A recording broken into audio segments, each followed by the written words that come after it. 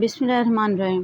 حضرت خولہ بنت ثعلبہ قبیلہ بنی عوف بن خزاعۃ سے تعلق رکھتی تھیں۔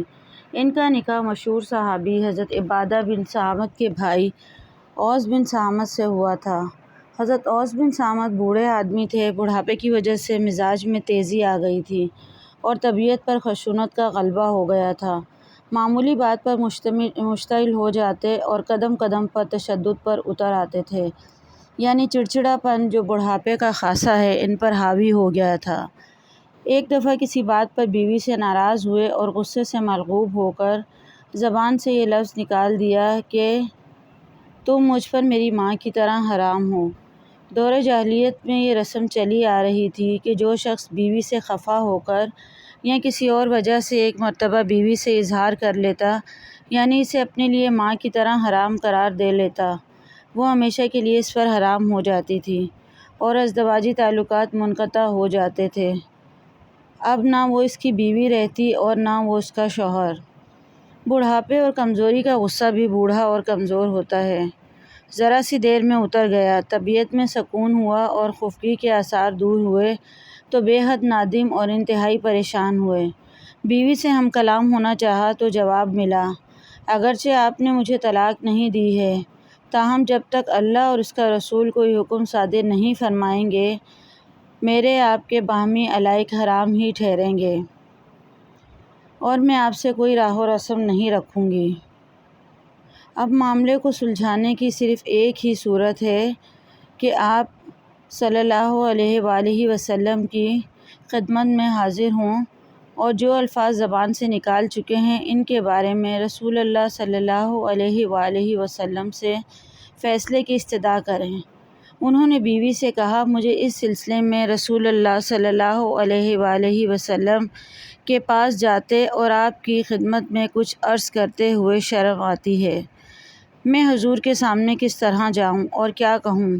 تم ہی جاؤ، ممکن ہے اللہ ہم پر نظر کرم فرمائے اور اپنے رسول پاک صلی اللہ علیہ وآلہ وسلم کی وساطت سے دوبارہ بحالی تعلقات کی کوئی صورت پیدا ہو جائے۔ چنانچہ خولہ رضی اللہ تعالیٰ عنہ تیار ہوئیں اور حضرت عائشہ رضی اللہ تعالیٰ عنہ کے مکان پر رسول اللہ صلی اللہ علیہ وآلہ وسلم کی خدمت میں حاضر ہوئیں۔ آپ نے آنے کی وجہ دریافت کی تو بولیں، اے اللہ کے رسول، آپ کو معلوم ہے اوس جو میرے شوہر ہیں چچا زاد بھی ہیں اور مجھے بہت ہی محبوب ہیں۔ ان کی تیزی طبع، تند مزاجی اور ضعف و پیری سے آپ بھی اچھی طرح واقف ہیں۔ انہوں نے غصے کی حالت میں مجھے ایسی بات کہہ دی ہے جو میں حلفیہ کہتی ہوں کہ طلاق نہیں ہے۔ رسول اللہ صلی اللہ علیہ وآلہ وسلم نے فرمایا، اب تو تم اس پر حرام ہو۔ رسول اللہ صلی اللہ علیہ وآلہ وسلم کی زبان مبارک سے یہ لفظ سن کر حضرت خولہ رضی اللہ تعالیٰ عنہ کو سخت صدمہ ہوا اور وہ بڑی لجاجت اور منت و سماجت کے انداز میں رسول اکرم صلی اللہ علیہ وآلہ وسلم سے جھگڑتی رہیں اور اس بات پر اصرار کرتی رہیں کہ ان الفاظ کو طلاق نہیں کہا جا سکتا۔ جب دیکھا کہ رسول اللہ صلی اللہ علیہ وآلہ وسلم ان کے ہم نو اور معید نہیں ہیں تو نہایت مایوس ہوئیں اور وہیں بیٹھے بیٹھے ہاتھ اٹھا کر اللہ سے ان الفاظ میں دعا مانگی، اے اللہ، میں تیری بارگاہ میں حاضر ہو کر تجھ سے اپنی سب سے بڑی تکلیف اور اپنے شوہر اوس کی جدائی کے رنج و احساس کی شکایت کرتی ہوں۔ اے اللہ، جو چیز ہمارے لیے تیری رحمت کا باعث ہو اسے اپنے نبی صلی اللہ علیہ وآلہ وسلم کی زبان مبارک سے ظاہر فرما دے۔ میں ایک بے بس اور ناتواں عورت ہوں اور تیرے ہی فضل و کرم کی طلبگار ہوں۔ حضرت عائشہ صدیقہ رضی اللہ تعالیٰ عنہ کا کہنا ہے کہ خولہ کی رسول اللہ صلی اللہ علیہ وآلہ وسلم کے ساتھ گفتگو اور اللہ سے دعا اور الہا کا یہ منظر اس قدر دردناک تھا کہ میری اور میرے گھر کے تمام افراد کی ہمدردیاں خولہ کی طرف منتقل ہو گئیں اور اس کی تکلیف سے متاثر ہو کر بے اختیار ہماری آنکھوں سے آنسو جاری ہو گئے۔ اس کیفیت پر ابھی زیادہ دیر نہ گزری تھی کہ رسول اللہ صلی اللہ علیہ وآلہ وسلم پر وہی کیفیت طاری ہو گئی جو نزول وحی کے وقت ہوا کرتی تھی۔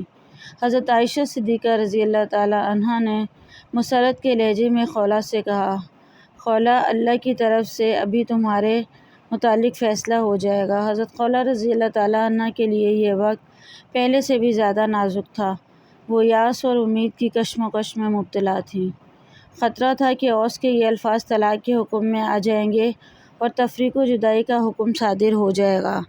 خولہ رضی اللہ تعالیٰ عنہ سخت بے تابی کے عالم میں بیٹھی تھیں کہ رسول اکرم صلی اللہ علیہ وآلہ وسلم کی طرف نگاہ اٹھائی۔ آپ کے لبوں پر تبسم کھیل رہا تھا۔ یہ دیکھ کر خولہ کی امید بندھی اور جذبات مسرت سے کھڑی ہو گئیں۔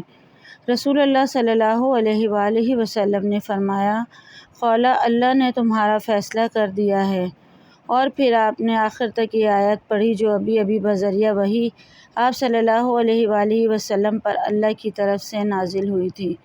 ترجمہ: اس کا مطلب یہ ہے کہ اللہ نے اس عورت کی بات سن لی ہے جو آپ کے ساتھ اپنے شوہر کے بارے میں جھگڑ رہی تھی۔ چونکہ حضرت خولہ رضی اللہ تعالیٰ عنہ نے اپنے شوہر اوس رضی اللہ تعالیٰ عنہ کے مسئلے پر رسول اللہ صلی اللہ علیہ وآلہ وسلم سے جھگڑا کیا تھا اور شوہر کے الفاظ کو طلاق سے تعبیر کرنے سے متعلق رسول اللہ صلی اللہ علیہ وآلہ وسلم سے اظہار اختلاف کیا تھا، اس لیے اس سورت کا نام بھی مجادلہ اور اس کا آغاز انہی الفاظ سے ہوا۔ اس سورہ مبارکہ کی روح سے حضرت خولہ رضی اللہ تعالیٰ عنہ کا یہ خطرہ دور ہو گیا کہ ان کے شوہر کے الفاظ طلاق کے مفہوم میں آتے ہیں۔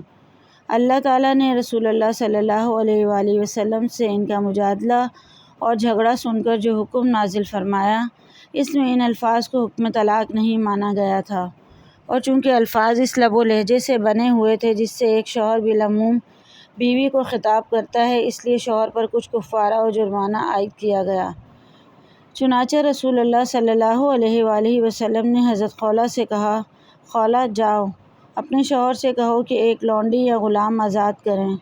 خولہ نے عرض کیا، اے اللہ کے پیارے نبی صلی اللہ علیہ وآلہ وسلم، کسے آزاد کریں؟ باخدا ان کے پاس کوئی غلام ہے اور نہ ہی لونڈی، اور نہ ہی میرے سوا ان کا کوئی خادم۔ رسول اللہ صلی اللہ علیہ وآلہ وسلم نے فرمایا، اچھا تو مسلسل 60 روزے رکھیں۔ خولہ نے عرض کیا، واللہ وہ اس کی طاقت نہیں رکھتے، وہ بہت ہی کمزور آدمی ہیں، دن میں تھوڑی تھوڑی مقدار میں کئی بار کھاتے ہیں، نہ ہی بھوک برداشت کر سکتے ہیں نہ پیاس، ضعف جسم کے ساتھ ان کی بینائی بھی جواب دے رہی ہے۔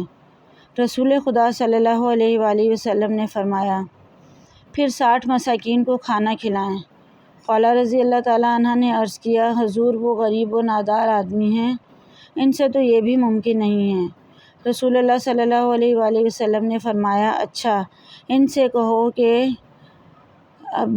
الماندر بن قیس کو بلا لائیں اور ان سے باشتر کھجوریں لے کر 60 مسکینوں پر صدقہ کر دیں۔ خولہ حضور صلی اللہ علیہ وآلہ وسلم کو سلام کر کے رخصت ہوئیں۔ گھر پہنچی تو دروازے پر شوہر کو منتظر پایا، بے تابی سے پوچھا، کہو خولہ، کیا ہوا؟